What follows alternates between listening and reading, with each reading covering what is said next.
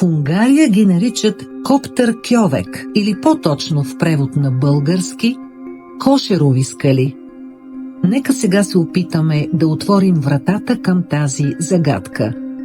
Основният район на разпространение на Кошеровите скали е пред хълмието на планината Бюк-Каля, която е до сами Карпатските планини, но не е част от тях. Отделни трапецовидни единици са регистрирани в покрайнините на Будапеща и около езерото Балатон.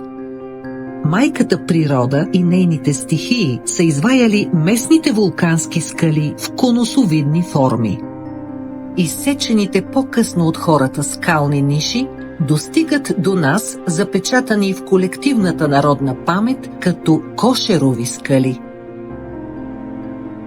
Разнообразието на скалните форми, пръснати с планината Бюк-Каля, е много интригуващо. Има както големи, монументални скални кули, така и по-малки, ниски скални издатини с фугирани ниши. Немалка част от тях са ерозирали, което е свидетелство за техния древен произход. В последните 100 години много унгарски учени и изследователи са се опитвали да разплетат тайната около наименованието Кошерови скали, чийто произход е изключително неясен. То произлиза от село Сомоя, край град Егер, където местните жители така наричали в миналото скалите с нишите.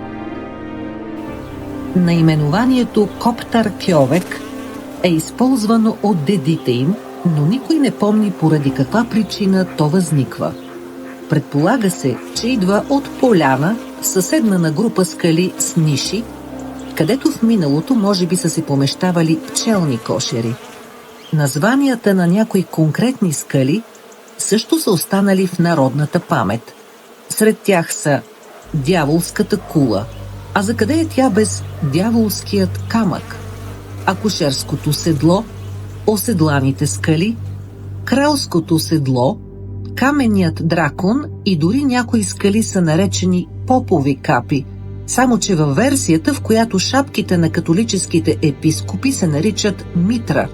Очевидно е, че някои от наименованията се родеят с религиозни табута и суеверни представи за злото и нечистите сили, които вероятно датират някъде от тъмното средновековие.